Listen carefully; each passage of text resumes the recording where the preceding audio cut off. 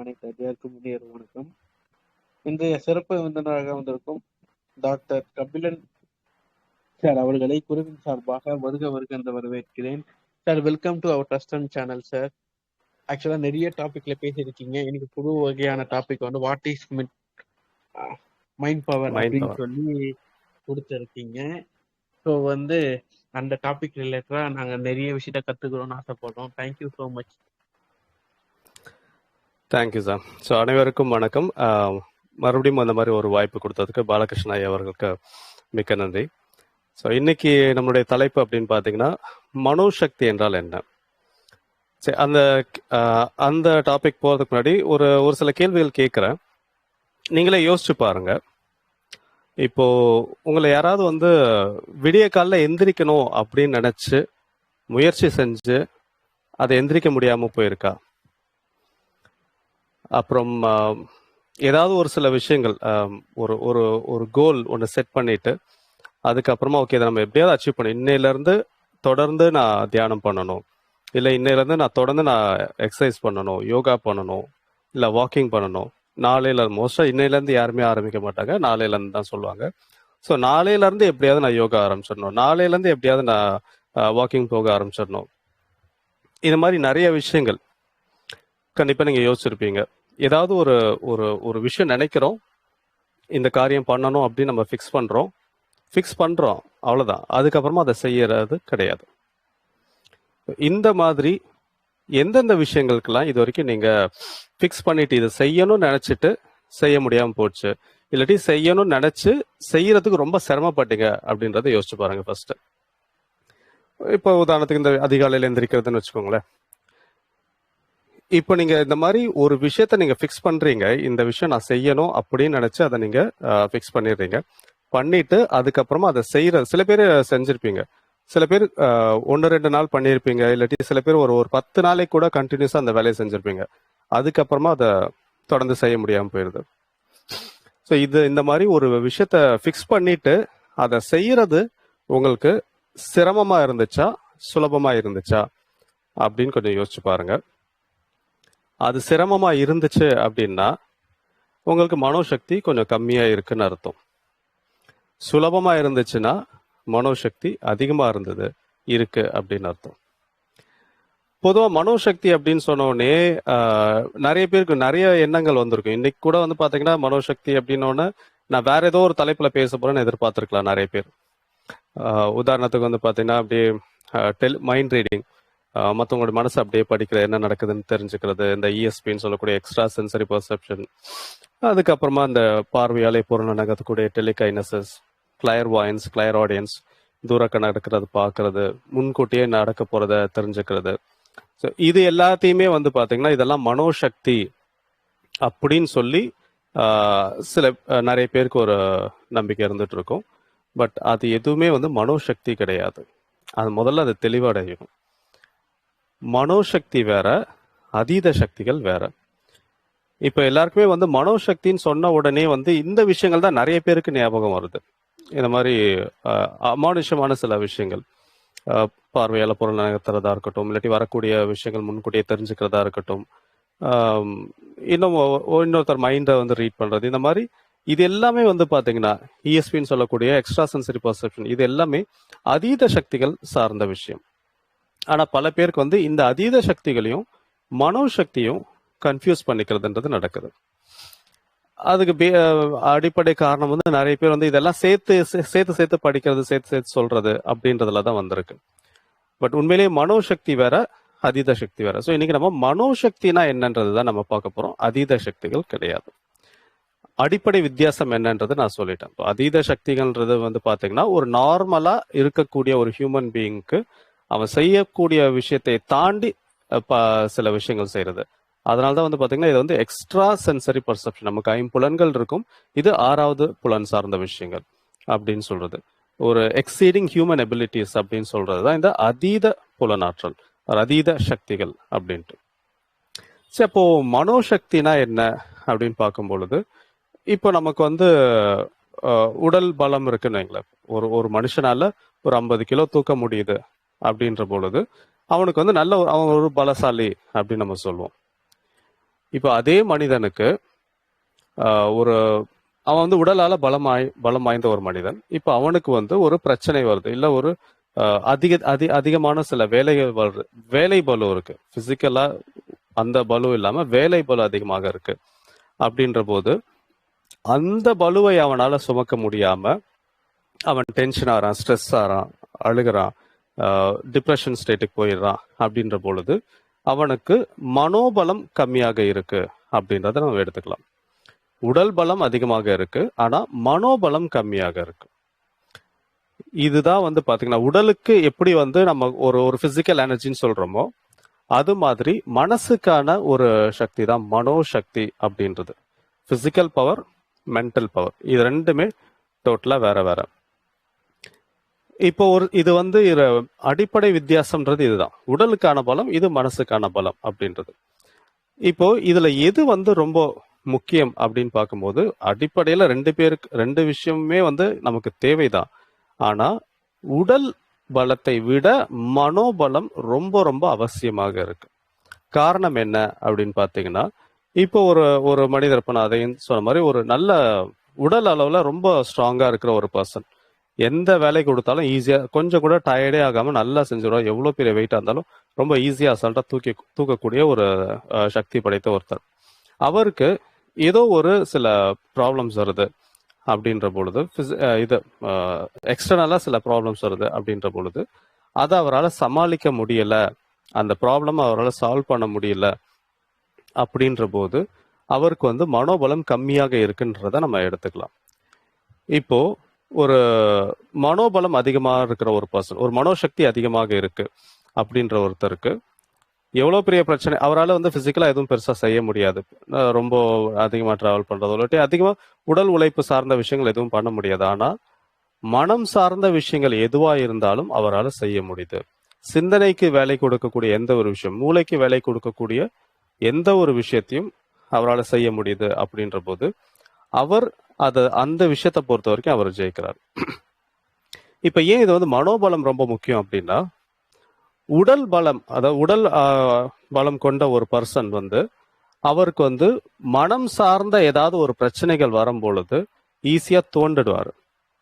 ஒரு உடல் பலம் மட்டுமே இருக்கக்கூடிய ஒரு நபரை சுலபமா தோக்கடிச்சிட முடியும் மனோபலம் இல்லைன்னா. ஆனா ஒரு மனோபலம் இருக்கக்கூடிய ஒரு பர்சன், ஒரு மனோசக்தி கொண்ட ஒரு மனிதன், எவ்வளவு பெரிய ஒரு சிச்சுவேஷன்ஸ் மாறினாலும் சரி, இல்லை எவ்வளோ ஒரு பிரச்சனைகள் ஏற்பட்டாலுமே சரி, ரொம்ப ஸ்ட்ராங்கா நின்று அதை அவரால் ஃபேஸ் பண்ண முடியும். ரெண்டு பலமும் அவசியம்தான், உடல் பலமும் மனோபலமும் அவசியம்தான். ஆனா உடல் பலத்தை விட ஒரு படி மனோபலம்ன்றது அவசியமாக இருக்கு. ஒரு நல்ல ஆரோக்கியமான ஒரு நபர், கம்ப்ளீட்டா ரொம்ப ஹெல்த்தியா இருக்காரு, அவருக்கு மைண்ட் ரிலேட்டடா ஏதாவது ஒரு ப்ராப்ளம் வந்துச்சு அப்படின்னு பாத்தீங்கன்னா இமீடியட்டா வந்து அவர் பிசிக்கலாவும் வீக் ஆயிடுவார். ப்ராப்ளம் என்னமோ மைண்ட்ல தான், மனசுல தான் ஒரு பிரச்சனை வருது. ஆனா அந்த மனசுல பிரச்சனை வந்த உடனே அவர் பிசிக்கலாவும் வீக் ஆயிடுறாரு. இன்னும் சில பேருக்கு வந்து பாத்தீங்கன்னா பிசிக்கலா ரொம்ப வீக்கா தான் இருப்பாங்க, இல்ல உடல் வியாதிகள் கூட இருக்கும், ஏதாவது பிரச்சனைகள், உடல்ல ஏதாவது பிரச்சனைகள் இருக்கிற மாதிரி சில நபர் கூட இருப்பாங்க. ஆனா அவங்களுக்கு வந்து பாத்தீங்கன்னா மனோபலம் மட்டும் ஜாஸ்தியா இருந்துச்சுன்னா எப்படியாவது அந்த பிசிக்கல் ப்ராப்ளம்ல இருந்து வெளியில வந்துடுவாங்க. நீங்களே நிறைய பேர் கேள்விப்பட்டிருக்கலாம், ரொம்ப உடம்பு சரியில்லாதவங்க அவருடைய வெறும் மனோபலத்தை மட்டுமே வச்சு எனக்கு சரியாயிடும், எல்லாம் பார்த்துப்பான், எல்லாம் சரியாயிடும் அப்படின்ற ஒரு நம்பிக்கை, அந்த நம்பிக்கையே வந்து அவங்கள வந்து குணப்படுத்திடுது. அப்ப இந்த இடத்துல வந்து மனோபல மட்டுமே வந்து உடல் பலத்தையும் சேர்த்து தாங்குது அப்படின்றது தான் கவனிக்க வேண்டிய ஒரு விஷயம். அதனால உடல் பலமா மனோபலமான்னு போக ரெண்டுமே அவசியமாக இருந்தாலும் உடல் பலத்தை விட ஒரு படி மேல மனோபலம் இருக்கு. அப்போ மனோபலத்துக்கு அதிகமான கவனம் செலுத்த வேண்டியது அவசியம். இப்போ உதாரணத்துக்கு வந்து பாத்தீங்க அப்படின்னா, என்னோட one of my hypnosis master, அவர் வந்து ஒரு உதாரணம் ஒன்று சொல்லியிருந்தாரு. அவர் பண்ண ஒரு எக்ஸ்பெரிமெண்ட், யூஎஸ்ல அவர் வந்து ஒரு எக்ஸ்பெரிமெண்ட் பண்ணாரு. இது வந்து ஆல்ரெடி சைக்கலாஜிக்கல் எக்ஸ்பெரிமெண்ட்ஸ்ல நிறைய பண்ணியிருந்த ஒரு எக்ஸ்பெரிமெண்ட் தான் இவர் ரீக்ரியேட் பண்ணியிருப்பார். என்னன்னா, ஒரு கார்பரேட் ஒரு ஆஃபீஸ் இதுக்கு அவர் ட்ரைனிங் கொடுக்க போயிருந்தாரு. அப்போ வந்து ஒரு கண்டினியூஸ் ப்ராசஸ், அது அடுத்தடுத்த நாட்கள் பண்ணக்கூடியது. அதில் வந்து முன்கூட்டியே வந்து மைண்ட் எந்த அளவுக்கு வந்து நம்ம பாடியை இன்ஃப்ளூயன்ஸ் பண்ணுது அப்படின்றத எக்ஸ்பெரிமெண்ட் பண்ணுறதுக்காக ஒரு சப்ஜெக்ட் தேர்ந்தெடுக்கிறாங்க, அதாவது ஒரு நபரை தேர்ந்தெடுக்கிறாங்க. அந்த நபருக்கு வந்து அடுத்த நாள் அந்த நபர் தான் டெஸ்ட் சப்ஜெக்ட், அடுத்த நாள் அவரை வச்சு தான் எக்ஸ்பெரிமெண்ட் இருக்கு. ஆனால் அது அவருக்கு தெரியாது, அவர்கிட்ட அதை சொல்லலை. அவரை தவிர மற்ற எல்லாருக்குமே வந்து விஷயம் தெரியும். இப்போ அடுத்த நாள் வருது, அவர் என்னென்ன இன்ஸ்ட்ரக்ஷன்றது முன்னாடியே முன்கூட்டியே எல்லாருக்கிட்டையும் அவர் சொல்லிட்டாரு.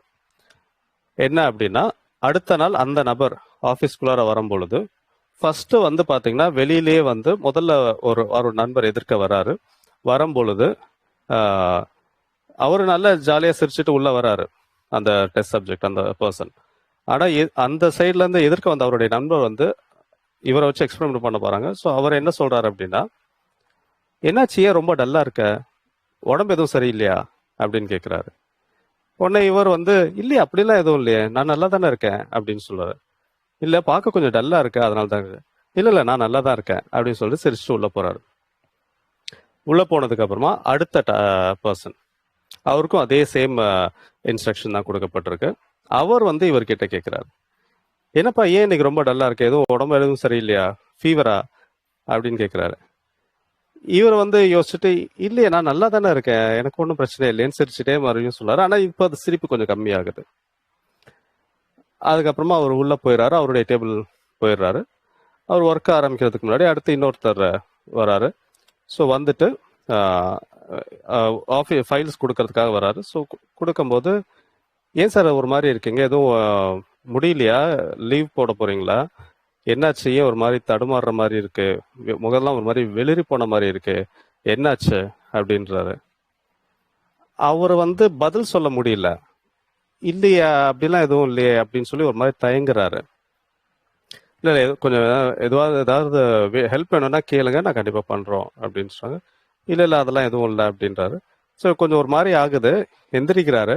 எந்திரிச்சு அப்படியே கொஞ்சம் அப்படியே மெதுவாக அப்படி நடக்கும்போது அந்த சைடு இருந்து, ஏன் சார் என்னாச்சு, தள்ளாடுறீங்க, என்னாச்சு, ஏதோ மயக்கம் வருதா, ஏதாவது உடம்பு சரியில்லை, என்னாச்சு அப்படின்னு பதறாரு.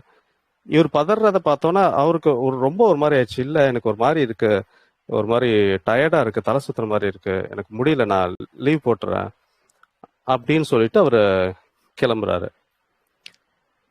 இது எல்லாமே வந்து ப்ரீ பிளான். அந்த 4 பேருமே வந்து மாஸ்டருடைய அந்த எக்ஸ்பெரிமெண்ட்டுக்காக தேர்ந்தெடுக்கப்பட்டவங்க. இவரை டார்கெட் பண்ணிட்டு இந்த 4 பேருமே இந்த மாதிரி வந்து சொல்றாங்க.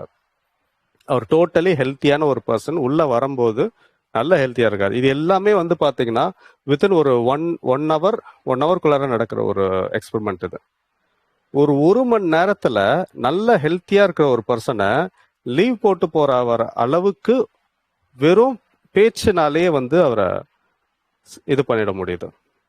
அவருடைய மனோபலத்தை உடைச்ச உடனே அவருடைய உடல் ஆரோக்கியமே கெட்டு போயிடுது. வித்தின் 1 ஹவர்க்குள்ளார இவ்வளவு விஷயம் நடக்குது. அப்ப யோசிச்சு பாருங்க, இது வரைக்கும் நம்ம எத்தனை விஷயங்கள் நெகட்டிவா கேட்டிருக்கோம்.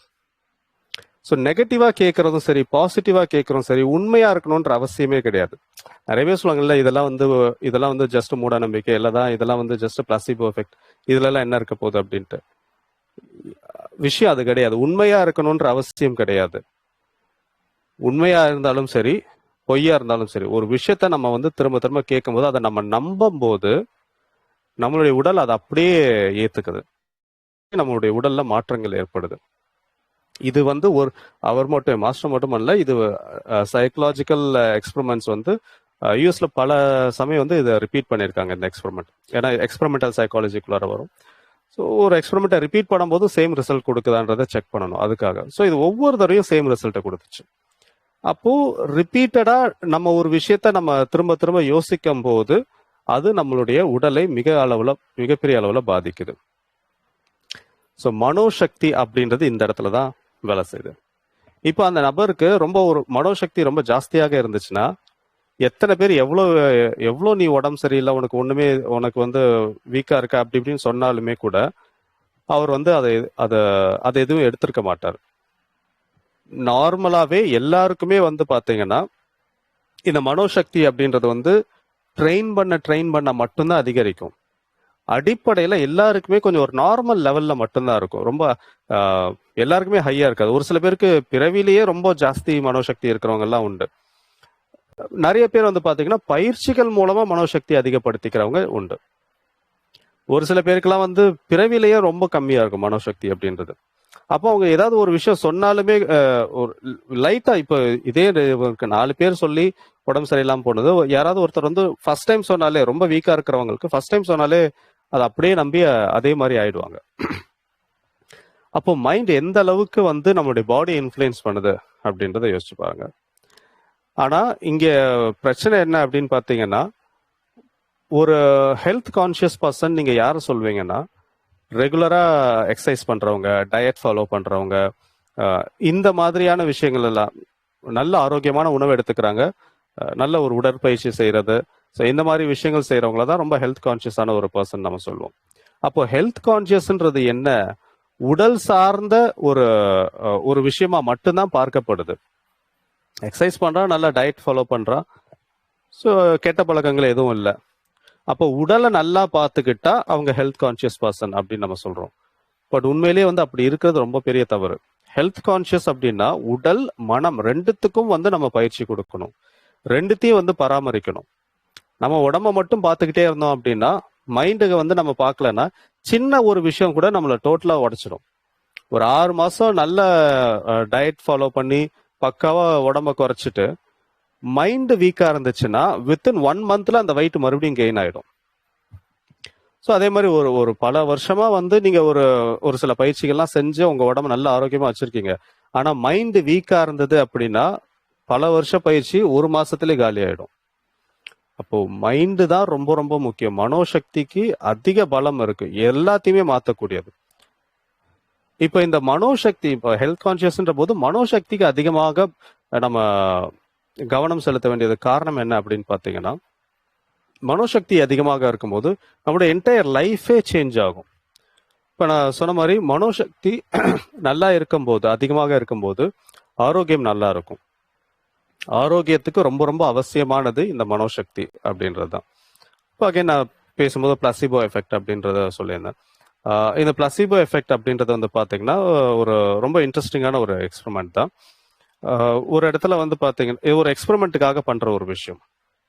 ஒரு ஒரு ஹாஸ்பிட்டலில் வந்து பார்த்தீங்கன்னா தலைவலின்னு சொல்லிட்டு வரக்கூடிய ஒரு செட் ஆஃப் பீப்புள், அவங்கள வந்து 2 குரூப்பாக பிரிக்கிறாங்க. அதில் முதல் குரூப்புக்கு வந்து தலைவலி மாத்திரை கொடுக்குறாங்க. தலைவலி மாத்திரை கொடுத்துட்டு அவங்கள வந்து அப்சர்வேஷனில் வைக்கிறாங்க. இன்னும் கொஞ்சம் நேரம் அப்சர்வேஷனில் இருக்கணும்னு சொல்லிட்டு ஒரு செட் ஆஃப் முதல் குரூப் ஏக்கு வந்து தலைவலி மாத்திரை கொடுத்து அவங்கள அப்சர்வேஷனில் வைக்கிறாங்க. 2வது செட் ஆஃப் பீப்புள், அவங்களுக்கு வந்து பார்த்தீங்கன்னா பிளசிபோ பில் அப்படின்னு சொல்லி ஒன்று கொடுக்குறாங்க. இந்த பிளசிபோ பில் அப்படின்றது வந்து பார்த்தீங்கன்னா இட்ஸ் சுகர் பில்ஸ்ன்னு சொல்லுவாங்க. எம்டி ஆக்சுவலாக அதில் வந்து மெடிசன் இருக்காது, எதுவுமே கிடையாது. ஸோ இப்போ இந்த பிளசிபோ பில் அப்படின்றது வந்து இட்ஸ் எம்டி, ஒன்றுமே கிடையாது. அதை வந்து இந்த மாத்திரையை கொடுத்து இது வந்து தலைவலி சரியா போயிடும் அப்படின்னு சொல்லி அந்த டாக்டர் கொடுக்குறாரு. அந்த எம்டி கேப்சூல் எடுத்தவங்களும் அப்சர்வேஷனில் வைக்கப்படுறாங்க. கொஞ்ச நேரம் கழிச்சு இப்போ அந்த தலைவலி மாத்திரை எடுத்தவங்கள போய் பார்க்கும்போது தலைவலி சரியா போயிருக்கு. அது வந்து ஆப்வியஸ் ரீசன். அப்போ மாத்திரையே எடுக்காதவங்க, அதாவது ஜஸ்ட் எம்டி கேப்சூல் மட்டும் எடுத்தவங்களுக்கு கண்டிப்பா அந்த இடத்துல வந்து தலைவலி சரியா போயிருக்க கூடாது, ஏன்னா அவங்க வந்து மருந்து எடுக்கல. அப்போ அவங்கள போய் அப்சர்வ் பண்ணும்போது பார்த்தா அவங்களுக்கும் தலைவலி சரியா போயிருக்கு. மருந்து எடுத்தவங்களுக்கு சரியா போச்சு, அதுல ஒரு லாஜிக் இருக்கு. மருந்தே எடுக்காதவங்களுக்கு எப்படி சரியா போச்சு? அந்த இடத்துல தான் நம்ம கவனிக்க வேண்டிய ஒரு விஷயம் என்னன்னா, அவங்கள பொறுத்த வரைக்கும் நம்ம தலைவலிக்கு டாக்டர் கிட்ட வந்திருக்கோம், டாக்டர் ஒரு மாத்திரை கொடுத்துருக்காரு, இந்த மாத்திரை போட்டா சரியாயிடும், அந்த மாத்திரையை நான் போட்டேன், அந்த மாத்திரை என்ன சரி பண்ணிடும் அப்படின்ற அவங்களுடைய நம்பிக்கை தான் அவங்களுடைய தலைவலியை சரியாக்கி இருக்கு. இதுதான் பிளசிபோ எஃபெக்ட் அப்படின்னு சொல்லி சொல்லுவாங்க. இது வந்து ஜஸ்ட் இந்த ஒரு தடவை நடந்த எக்ஸ்பெரிமெண்ட் கிடையாது. இதுக்கப்புறமா இது பல தடவை ரிப்பீட்டடா நடந்துகிட்டு இன்ன வரைக்கும் இந்த பிளசிபோ எஃபெக்டுக்கான எக்ஸ்பெரிமெண்ட் தொடர்ந்து நடந்துட்டு இருக்கு. ஒவ்வொரு தடவையும் வந்து சேம் ரிசல்ட் இருக்கு. ஒவ்வொரு தடவையுமே வந்து பாத்தீங்கன்னா பிளசிபோ, இப்போ நிறைய மெடிசன்ஸே வந்து testing against the placebo effect. Placebo எஃபெக்டை விட அதிகமான ரிசல்ட் கொடுக்குதான்றது தான் வந்து மேஜரான ஒரு செக்கப்பாகவே வைக்கிறாங்க. ஏன்னா இப்போ பிளசிபோ எஃபெக்ட் வந்து ஸ்டாண்டர்டா ஆயிடுச்சு, அது ஒரு ஸ்டாண்டர்ட். ஏன்னா எந்த மருந்துமே எடுக்கலைனாலும் மருந்து எடுத்துட்டோன்ற அந்த நம்பிக்கையிலேயே அவங்களுக்கு சரியாயிடுதுன்றது விஞ்ஞானபூர்வமா நிரூபிக்கப்பட்ட ஒரு விஷயம் தான். அப்போ நம்முடைய மனசுக்கு எந்த அளவுக்கு ஒரு சக்தி இருக்குன்னு பாருங்க. இது மாத்திரம் மட்டும் இல்லை, பிளசிபோ ஆப்ரேஷன் வரைக்கும் கூட நடந்திருக்கு. ரிப்பீட்டடா நடக்கும் போதும் வந்து மைண்ட் அவ்வளோ பவர்ஃபுல்லான ஒரு விஷயம்ன்றது திரும்ப திரும்ப தெரிஞ்சிருக்கு. அப்போ இந்த மனோசக்தி அதிகமாக இருந்துச்சு அப்படின்னா ஆரோக்கியம் அதிகமாக இருக்கும். ஆரோக்கியத்தை இது மிகப்பெரிய அளவில் இன்ஃப்ளூயன்ஸ் பண்ணும். அடுத்த முக்கியமான ஒரு கேட்டகரி அப்படின்னு பார்க்கும்போது பொருளாதாரம். மனோசக்தி அதிகமாக இருக்கிறவங்களுக்கு பொருளாதார மேன்மையும் கண்டிப்பாக ஏற்படும். எப்படி அப்படின்னு பார்க்கும்போது, இப்போ பொருளாதாரம் அப்படின்ற ஒரு விஷயம் வரும்போது அதுல மோஸ்டா இருக்கக்கூடிய பிரச்சனைகள், எனக்கு சரியான அளவுக்கு பண வருவாய் இல்லை அப்படின்ற பொழுது எல்லாருக்குமே வந்து அதிகமாக சம்பாதிக்கிறதுக்கான ஒரு ஒரு ஆர்வமும் இருக்கும். அதே சமயத்துல ஒரு சில பிளானிங்கும் இருக்கும். இப்படிலாம் பண்ணலாம் அப்படின்ற ஒரு ஐடியா இருக்கும். சில பேருக்கு சுத்தமா எந்த ஐடியாவும் இருக்கு. வரக்கூடிய வருமானம் இதுக்கே சரியா இருக்கு, நான் எங்க இருந்து பிசினஸ் எல்லாம் பண்றது அப்படின்ற ஒரு மனநிலையும் இருக்கும். அப்போ மனோசக்தி மட்டும் அதிகமாக இருந்துச்சு அப்படின்னா அவங்களால தெளிவா யோசிக்க முடியும். மைண்ட் ஸ்ட்ராங்கா இருக்கும் போது தான் திங்கிங் அப்படின்ற ஒரு விஷயம் நல்ல எஃபெக்டிவா வேலை செய்யும். நம்ம வந்து திங்கிங்னா நம்ம வந்து கவலைப்படுறது கிடையாது. நிறைய பேர் வந்து சரி இப்போ இந்த மாதிரி பொருளாதாரம் இப்படி இருக்கு, இதை பத்தி இதை எப்படி சரி பண்றது அப்படின்னு உட்காந்து யோசிக்க சொன்னா எவ்வளவு நேரம் ஆனாலும் அதை பத்தி கவலை மட்டும்தான் பட்டுட்டு இருப்பாங்க. நமக்கு பொருளாதாரம் இப்படி இருக்கேன்னு சொல்லி கவலை மட்டும்தான் பட்டுட்டு இருப்பாங்களே தவிர அதை சரி பண்றதுக்கான சொல்யூஷனை நோக்கி யோசிக்கிறதே கிடையாது. நிறைய பேர் மக்களுக்கு இப்போ வந்து நிறைய யோசிக்கிறது எப்படி, சிந்திக்கிறது எப்படின்றதே தெரியறதில்ல. சிந்திக்கிறதுக்கு பதிலாக கவலை மட்டும்தான் பட்டுட்டு இருப்பாங்க. அப்போ அந்த கவலைப்பட்டு அது இன்னும் அந்த பிரச்சனை இன்னும் பெருசாதான் இருக்குமே தவிர சொல்யூஷன் கிடைக்கவே கிடைக்காது. இதே மனோசக்தி அதிகமாக இருக்கக்கூடிய ஒரு நபரால தெளிவா யோசிக்க முடியும். எனக்கு வந்து இதுதான் கோல். இப்போ எனக்கு என்ன மாசம் ஒரு 50,000 வருதா, எனக்கு மாசம் 1,00,000 ரூபாய் வர்றதுக்கு நான் பிளான் பண்ணணும் அப்படின்னு சொல்லி அப்போ மைண்ட்ல வந்து ஒரு கோல் செட் பண்றாங்க. மந்த்லி ஒரு 1 lakh வர்றதுக்காக ஒரு கோல் செட் பண்ணி அந்த கோல் அச்சீவ் பண்றதுக்காக பிளானிங். அப்போ அந்த பிளானிங்ல வந்து பாத்தீங்கன்னா சரி என்னென்ன ஆப்ஷன்ஸ் இருக்கு. இப்போதைக்கு நமக்கு மாச சம்பளம் 50,000 வருது. ஒண்ணு சம்பளம் உயர்றதுக்கு ஏற்றபடி நம்ம ஏதாவது வேலை செய்யணும், இல்லாட்டி other source of income, additional income, side ஹசல்னு சொல்ல மாதிரி இது மாதிரி ஏதாவது செஞ்சு ஒரு 1,00,000 வர்றதுக்கு செய்யலாம். இப்போ இதெல்லாம் தெளிவா உட்காந்து யோசிச்சு திட்டம் தீட்டி அந்த திட்டத்தை செயல்படுத்துறது, எக்ஸிக்யூட் பண்றது. அப்போ அந்த எக்ஸிக்யூட் நிறைய பேர் வந்து பிளான் பண்ற வரைக்கும் பெர்ஃபெக்டா பண்ணிடுவாங்க, ஆனா எக்ஸிக்யூட் பண்ணும்போது கோட்டை விட்டுருவாங்க. அப்போ அந்த எக்ஸிக்யூட் பண்றதுக்கு அந்த வில் பவர், மைண்ட் பவர் ரெண்டுமே தேவை. வில் பவர்ன்றது மைண்ட் பவருடைய ஒரு பகுதி தான். ஸோ அப்போ ஸ்ட்ராங்கா நீங்க போட்ட அந்த திட்டத்தை அதை எக்ஸிக்யூட் பண்றதுக்கு உங்களுக்கு மைண்ட் பவர் அவசியம். எக்ஸிக்யூட் பண்ணதுக்கு அப்புறமா அது என்ன மாதிரியான ரிசல்ட் கொடுக்குது, அது எல்லா டைமுமே வந்து வேலை செய்யும்னு சொல்ல முடியாது. நிறைய தடவை ஃபெயிலியர் ஆகிறதுக்கு வாய்ப்பு இருக்கு. அப்போ ஒரு தோல்வி அடைஞ்ச உடனே மனசு தளர்ந்து போய் அவ்வளவுதான், எனக்கு இதெல்லாம் செட்டே ஆகாது, காலம் முழுக்க இந்த ஒரு வருமானத்திலேயே நம்ம ஓட்டிடுவோம் அப்படின்ட்டு திருப்பி வந்துருவாங்க. ஆனா மனோசக்தி அதிகமாக இருந்துச்சுன்னா எத்தனை முறை தோல்வி அடைஞ்சாலும் திரும்ப திரும்ப முயற்சி பண்ணக்கூடிய அந்த பலம் அவங்களுக்கு இருக்கும். அப்ப அடுத்த தடவை அதே விஷயத்த செய்யணுன்றதில்ல, கொஞ்சம் மாத்தி யோசிக்கலாம். கொஞ்சம் மாத்தி யோசிச்சு ஓகே நம்ம இதெல்லாம் வந்து மோஸ்டா வந்து நம்ம எல்லாமே வந்து ரொம்ப பர்ஃபெக்டா இருப்போம்னு நினைப்போம். பட் ஆனா நிறைய தவறுகள் நடக்கும். நம்ம என்ன மிஸ்டேக் பண்ணிருக்கோன்றதை நம்ம கவனிச்சு பார்த்தோம்னாலே அதை கரெக்ட் பண்ணிட முடியும். நமக்கு நம்மளுடைய மிஸ்டேக்ஸ் தெரியவே மாட்டேங்குது. பிரச்சனை அதுதான். இப்போ இந்த பிளான் ஃபெயிலியர் ஆயிடுச்சு அப்படின்னும் போது அடுத்த பிளான் போடும்போது ஏற்கனவே போட்ட பிளான் ஏன் ஃபெயிலியர் ஆச்சு அதை வந்து ப்ராப்பர் அனலைஸ் பண்ணி அதுக்கப்புறம் புதுசா ஒரு பிளான் போடுறது. அதுவும் ஃபெயில் ஆயிடுச்சுன்னா அடுத்து வேற ஒரு plan. There are no failures, only feedback அப்படின்னு சொல்றது தான். ஒவ்வொரு தோல்வியுமே வந்து நமக்கு ஏதாவது ஒரு வகையில ஒரு பாடத்தை கற்றுக் கொடுத்துட்டே இருக்கும். அந்த பாடத்தை கத்துக்கிட்டு அடுத்த திட்டத்தை தீட்டுறதுக்கு அதை தயார் பண்ணி வைக்கணும். அந்த தோல்வியை நம்ம எடுத்துக்கிட்டு ஐயோ மனசுக்கு எடுத்துட்டு ஐயோ இப்படி ஆயிடுச்சுன்னு தோண்டு போய் உட்காந்துட்டோம்னா அதுக்கப்புறமா கடைசி வரைக்கும் வெற்றியை பார்க்கவே முடியாது. இதெல்லாம் செய்யறதுக்கு மனோசக்தி அதிகம் தேவை. மனோசக்தி இல்லாத ஒரு நபரால இது செய்யவே முடியாது. அப்போ இது மாதிரி செய்யும் பொழுது உங்களுக்கு பொருளாதாரம் அப்படின்றது அதிகரிக்கும். தெளிவா யோசிச்சு உங்களால அது செய்ய முடியுது, கரெக்டா திட்டங்கள் தீட்டி அதுக்கு ஏற்றபடி வேலைகள் செய்யறது, இது எல்லாமே வந்து பாத்தீங்கன்னா மனோசக்தி அடிப்படையா வச்சதுதான். இதுக்கு வந்து மனோசக்தி கண்டிப்பா தேவைப்படும்.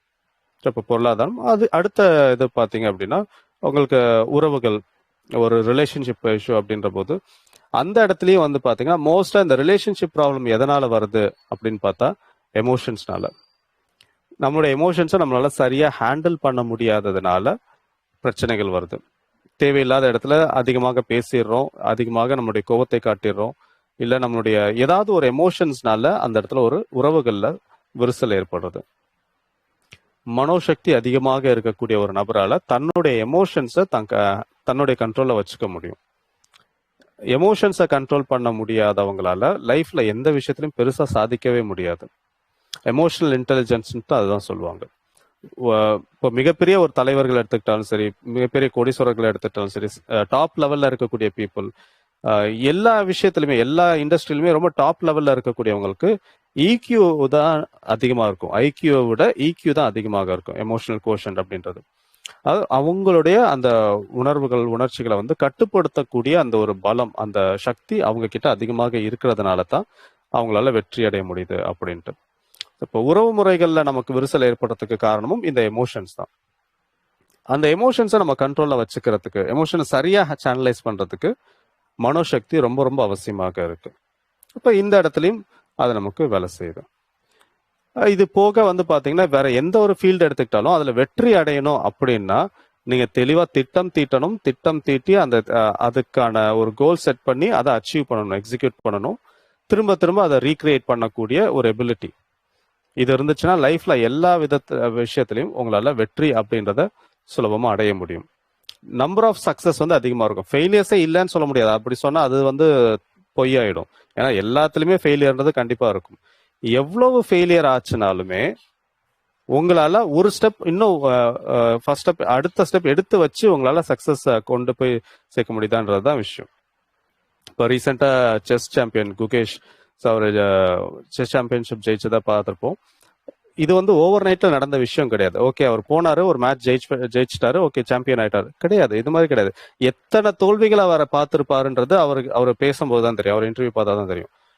அப்போ ஒரு வெற்றிக்காக நீங்க 1000 தோல்விகளை தாங்கக்கூடிய அளவுக்கு உங்களுடைய மனோசக்தி இருக்கா, அதுதான் முக்கியம். மனோசக்தி இல்லாம இந்த மாதிரி பெரிய விஷயத்துல ஜெயிக்கவே முடியாது. நான் வந்து எல்லாத்துலயுமே ஜெயிக்கணும்னா வாய்ப்பே இல்லை.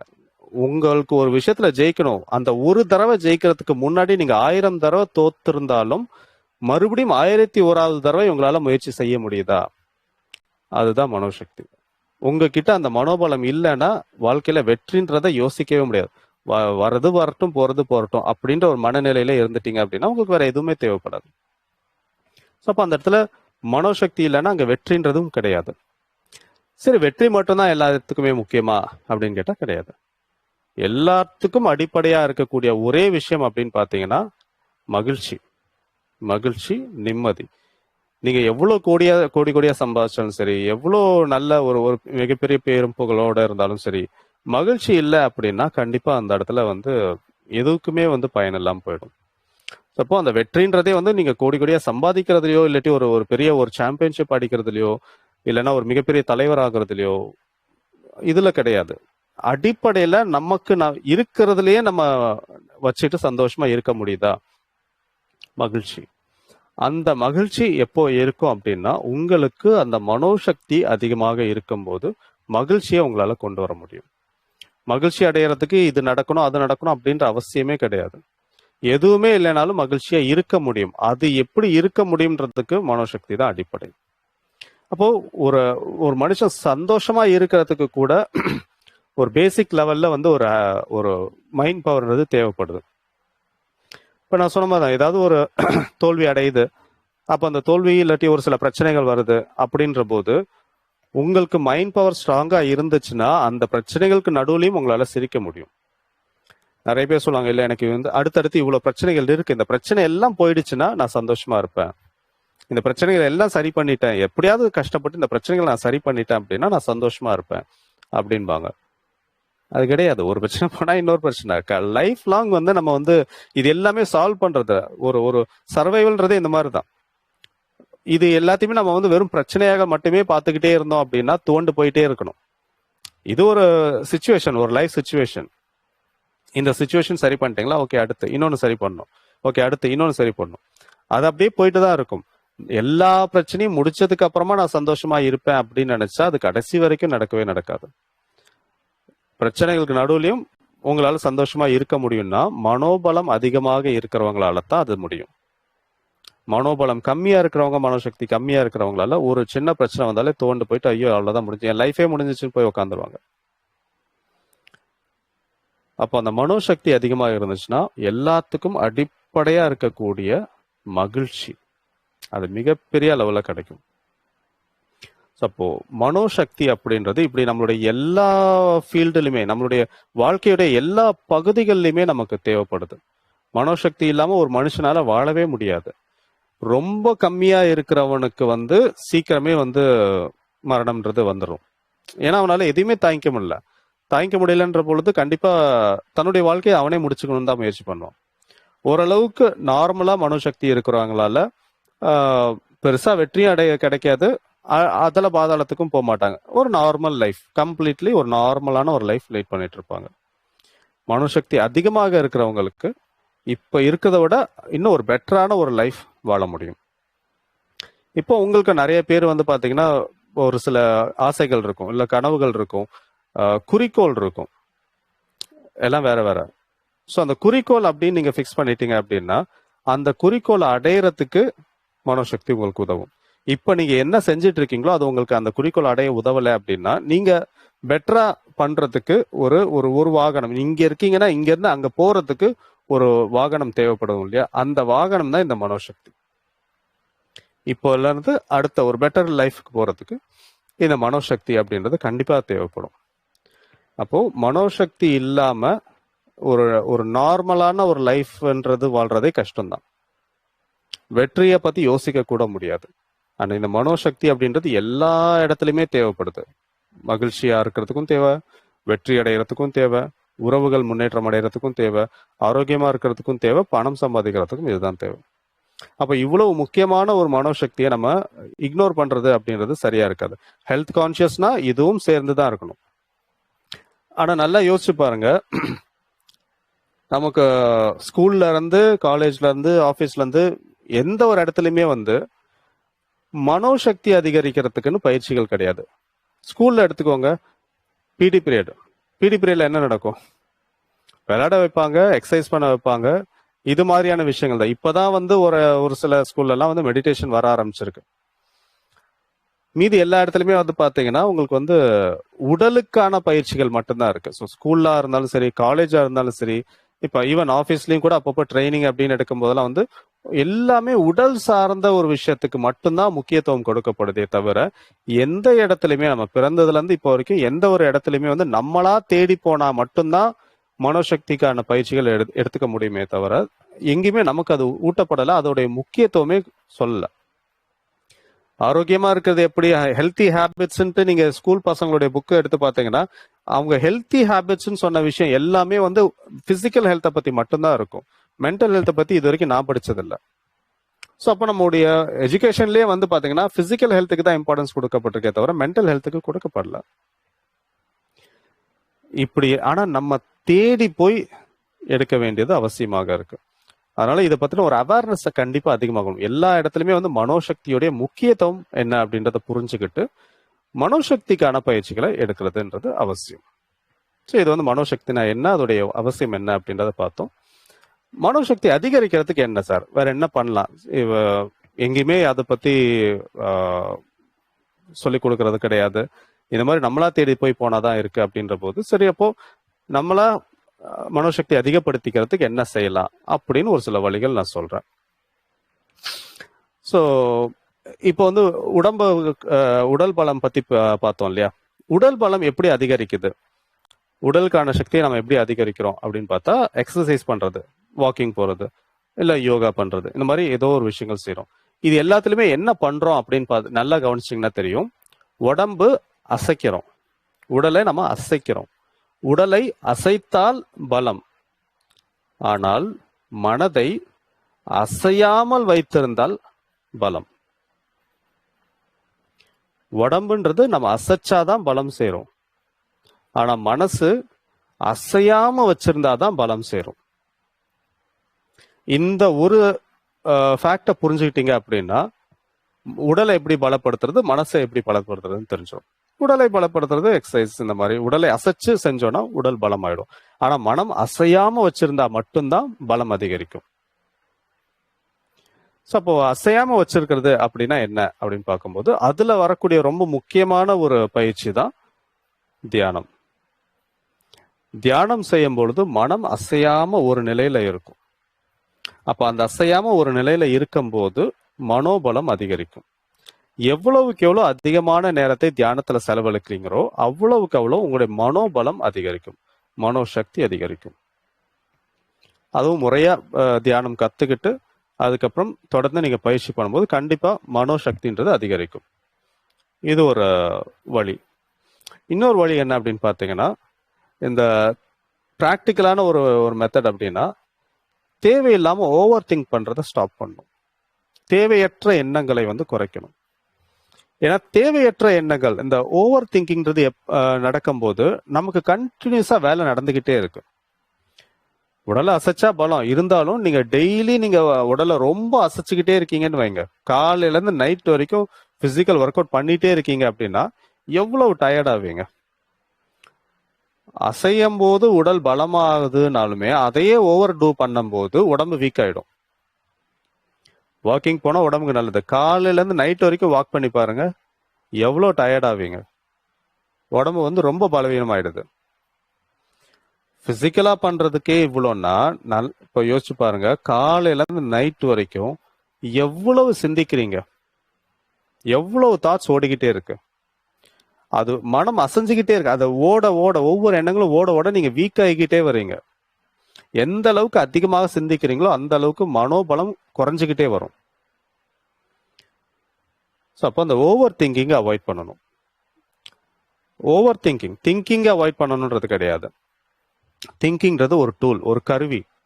அதை நீங்க சரியா பயன்படுத்தணும். இப்போ கையில ஒரு சுத்தியல் இருக்கு அப்படின்னா அந்த சுத்தியலை எங்க பயன்படுத்துவீங்க? ஒரு ஆணி அடிக்கிறதுக்கு, இல்லை ஏதாவது ஒரு விஷயம் சரி பண்றதுக்கு அதை வச்சு பயன்படுத்தி அதை வேலையை முடிப்பீங்க. வேலையை முடிச்சுட்டு சுத்தியில தூக்கி கீழே வைப்பீங்களா, இல்லை தலையில தூக்கி வச்சு சுத்திட்டு இருப்பீங்களா? வேலை முடிஞ்சதுன்னா அந்த கருவியை தூக்கி நம்ம ஓரமா வச்சிடுறோம். சிந்தனையும் அதே மாதிரிதான். ஒரு பிரச்சனை இருக்கு, இப்போ உங்களுக்கு ஒரு இந்த ஃபினான்ஷியல் ப்ராப்ளம் இல்லாட்டி வேற ஏதோ ஒரு ப்ராப்ளம் இருக்குன்னா அந்த ப்ராப்ளமை சரி பண்றதுக்கு திங்கிங்கை யூஸ் பண்ணணும். யூஸ் பண்ணி அதை ப்ராப்ளமை சரி பண்ணணும்.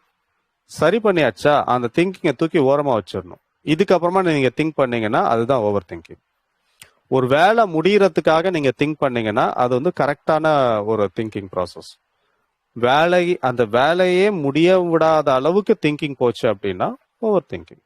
இல்ல வேலை முடிஞ்சதுக்கு அப்புறமும் திங்கிங் போச்சுனாலும் ஓவர் திங்கிங். ஓகே, இந்த இதை முடிச்சிருச்சு, இப்ப அடுத்து என்ன பிரச்சனை, அடுத்து என்ன செய்ய போறோம், அடுத்து அப்படின்னு வர்றதுக்கு முன்னாடியே அதை பத்தி யோசிக்கிறது. we suffer more in imagination than in reality. உண்மையை விட நம்ம கற்பனையில தான் அதிகமா கஷ்டப்படுறோம். உண்மையிலேயே கூட அந்த அளவு கஷ்டம் இருக்கிறது இல்லை. நமக்கு உண்மையிலேயே ஒரு 10% கஷ்டம் இருக்கு அப்படின்னா நம்ம அதை 90% கற்பனை பண்ணி கஷ்டப்படுறோம். ஒரு 10 கிலோவுக்கு பதிலாக 90 கிலோ தூக்கினா எப்படி இருக்கும்? ஆனா நீங்க உண்மையிலேயே 10 கிலோ தான் தூக்கணும், 90 கிலோவை நீங்க தூக்குறீங்க. இந்த 10 கிலோன்றது உண்மையான பிரச்சனை, 90 கிலோன்றது உங்களுடைய கற்பனை. ஏன் இந்த கற்பனை? இதுதான் ஓவர் திங்கிங். தேவையில்லாம ரொம்ப யோசிக்கிறது. தேவையான விஷயத்த யோசிச்சுட்டு உடனே அதை வச்சுட்டீங்கன்னா வேலை முடிஞ்சது. தேவையில்லாம ரொம்ப யோசிக்கும் போது உங்களுடைய மனோபலம் குறையும், மனோசக்தி குறையும். ஸோ இந்த ஓவர் திங்கிங்கை நீங்க கம்ப்ளீட்டா ஸ்டாப் பண்ணணும். அடுத்து பாத்தீங்கன்னா சின்ன சின்ன விஷயத்துக்கெல்லாம் கோல் செட் பண்ணி அதை அச்சீவ் பண்ணுங்க. இப்போ காலைல சீக்கிரம் எந்திரிக்கிறது, இல்லாட்டி ஏதாவது இன்னைக்கு நான் ஒரு 10 நாளைக்கு தொடர்ந்து நான் ஒரு பக்கமாவது நான் படிப்பேன் அப்படின்ட்டு, இல்லாட்டி இவ்வளவு தூரம் இன்னைக்கு நான் வாக்கிங் போவேன், இல்லாட்டி இந்த விஷயத்த நான் செய்வேன். ஒரு கோல் செட் பண்ணுங்க. சின்னதா செட் பண்ணிக்கோங்க, ரொம்ப பெருசா பண்ண வேணாம். சின்னதா ஒரு கோல் செட் பண்ணிட்டு அதை உடனே அச்சீவ் பண்ற மாதிரியா இருக்கணும். இன்னைக்கோ நாளைக்கோ 2 நாளைக்குள்ள அச்சீவ் பண்ற மாதிரியான ஒரு கோல் செட் பண்ணி அதை அச்சீவ் பண்ணுங்க. இது மாதிரி எவ்ரிடே தொடர்ந்து நீங்க ஒரு சின்னதா கோல் செட் பண்ணி அச்சீவ் பண்ணிட்டே இருந்தீங்கன்னா உங்களுடைய மனோபலம் அதிகரிக்கும். அப்போ உங்களுடைய பிரெயினை பொறுத்த வரைக்கும் அதை என்ன பார்க்கும்னா, சின்னது பெருசெல்லாம் விஷயம் இல்லை. நீங்க ஒரு விஷயத்த ஃபிக்ஸ் பண்ணீங்கன்னா அதை அச்சீவ் பண்ணிடுவீங்க அப்படின்றத திரும்ப திரும்ப உங்க மனசுக்கு நீங்க சொல்லிக்கிட்டே இருக்கீங்க. அது திரும்ப திரும்ப அது கேட்டுச்சுன்னா அடுத்து நீங்க பெரிய விஷயமா நீங்க ஃபிக்ஸ் பண்ணும்போது அதை அச்சீவ் பண்ணிடும். ஸோ மனோசக்திக்கு இது ஒரு ஷார்ட்கட், ஒரு பெரிய ஒரு சீக்ரெட். இது இந்த முறைகள் நீங்க ஃபாலோ பண்ணீங்க அப்படின்னா கண்டிப்பா உங்களுடைய மனோசக்தி அதிகரிக்கும். எல்லாத்தையும் ஃபாலோ பண்ணிட்டு எப்படி இருந்துச்சுன்னு ஃபீட்பேக் சொல்லுங்க.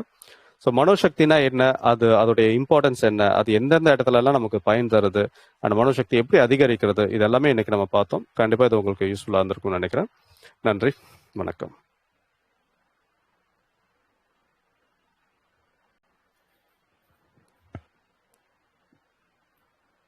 பாலகிருஷ்ணன் சார், பேச்சு முடிந்தது. ஆக்சுவலி என்ன சொல்றதுன்னு தெரியல, அப்படியே ஸ்டக்காகி நின்னுட்டேன். ஆக்சுவலி நிறைய விஷயத்த வந்து டோட்டலா ஷேர் பண்ணியிருக்கீங்க. ஸோ டவுட் செக்ஷன், டவுட் இருக்கிறவங்க ஒவ்வொரு ஆளா கேட்கலாம். எல்லாரும் அன்மியூட் பண்றேன், ஒவ்வொரு ஆளா அன்மியூட் பண்ணி பேசலாம். திருநாவுக்கரசு சார், விஜய் ஐயா சார். வணக்கம். ஐயா வணக்கம். சார் வந்து ரொம்ப தெளிவா மனோசக்தி, அதனுடைய பயன், அது உடல் அளவை விட மனதிற்கு தான் முக்கியத்துவம் தரணுன்றத ரொம்ப அருமையா நமக்கு எடுத்து சொன்னார்கள். அவர்களுக்கு நன்றி. பொதுவா பாரதியார் கூட பார்த்தோம் அப்படின்னா மனதில் உறுதி வேண்டும், அதுதான் ஆரம்பிக்கிறார். இது யாருக்குன்னா அனைவருக்குமே, மாணவர்களுக்கும் சரிதான், பெரியவங்களுக்கும் சரிதான். மனதில் உறுதி வேண்டும் அப்படின்னு தான் அவருடைய பாடலினுடைய முதல் வரியை ஆரம்பிக்குது. நம்முடைய முன்னோர்கள் ஒவ்வொருவருக்கும் இந்த மனோசக்தி அதிகரிக்க வேண்டும் என்ற ஒரு உயர்ந்த நோக்கில தான் கோவில்களை நமக்கு கொடுத்து விட்டு சென்றிருக்கிறார்கள். பொதுவா ஆலயம் என்றாலே பக்தி அப்படின்னாவே ஒரு நம்பிக்கை தான். அந்த நம்பிக்கை உடலையும் வலுப்படுத்தும், மனதையும் வலுப்படுத்தும். ஆனா இன்றைக்கு பக்தி என்பது வேறு ஒரு கோணத்துல போயிட்டு இருக்குது. ஆனா ஆரம்பிக்கப்பட்ட நோக்கம் என்பது ஒவ்வொருவரும் மனோசக்தியும் உடல் வளத்தையும் பெருக்கிக் கொள்ள வேண்டும் அப்படின்ற ஒரு உயர்ந்த நோக்கில தான் நமக்கு ஆலயத்தை கொடுத்து விட்டு சென்றிருக்கிறார்கள். ஐயா இன்னும் ஒண்ணு சொன்னாரு, மாணவர்களுக்கு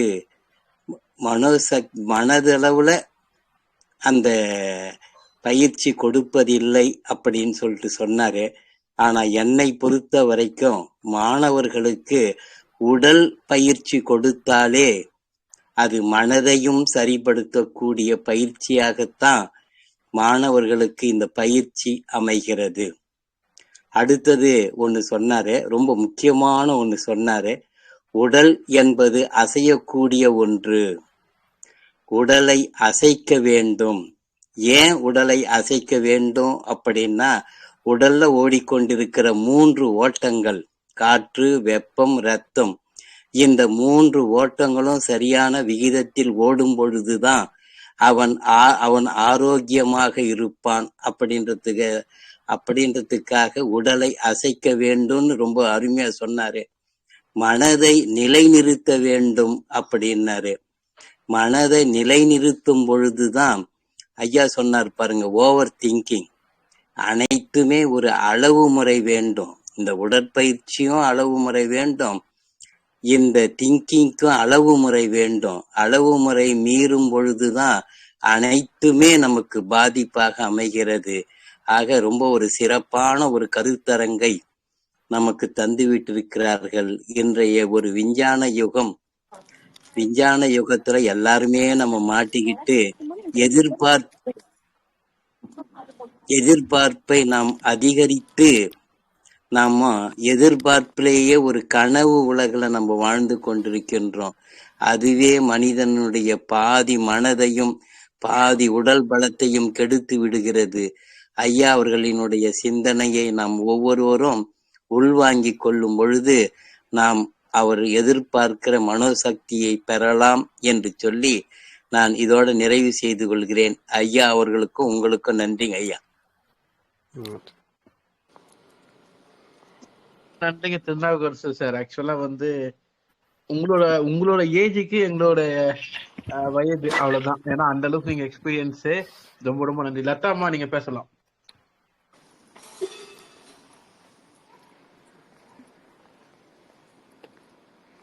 லதா செந்தில் மேடம் அன்மியூட் பண்ணிருக்கீங்க. வேற என்ன டவுட் இருக்கா?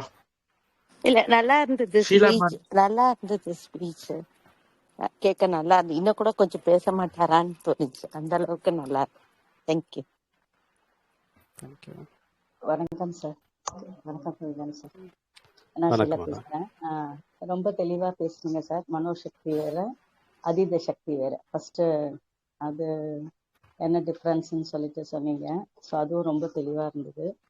தென் என்னதான் உடல் பலமா இருந்தாலும் மனோபலம் ரொம்ப முக்கியம் அப்படின்னு சொன்னீங்க. ஸோ மனசு வந்து ரொம்ப நல்லா இருந்தது அப்படின்னா உடலும் ஃபிசிக்கல் பாடியும் ரொம்ப ஸ்ட்ராங்காக இருக்கும் அப்படின்னு எல்லாமே ரொம்ப அழகாக டிஃப்ரென்ஷியேட் பண்ணி காமிச்சிருக்கீங்க. ரொம்ப தெளிவாக இருந்தது சார். ரொம்ப நல்லா இருந்தது. பக்கத்தில் என்னுடைய சன்னையும் வச்சு தான் இது கேட்க சொன்னேன். ஸோ அவனும் கொஞ்சம் டிப்ரெஷனில் இருக்கான். ஸ்பீக்கரில் வச்சு அவனையும் கேட்க சொன்னேன். ஸோ அவனுக்குமே எல்லாம் புரியுது. எதையுமே திங்க் பண்ணிகிட்டே இருக்க வேண்டாம், நெக்ஸ்ட் என்ன பண்ணணும் அப்படின்னு நீங்கள் சொன்னீங்க. ஓவர் திங்க் வேண்டாம், முடிஞ்சிருக்கு, ஸோ நெக்ஸ்ட் என்ன அப்படின்ற மாதிரி அதெல்லாம் அவனும் எல்லாம் கேட்டுக்கிட்டான். கொஞ்சம் இப்போ தெளிவு அடைஞ்சிருக்கான். ரொம்ப thanks sir. Thank you so much Balakrishnan. Thank you.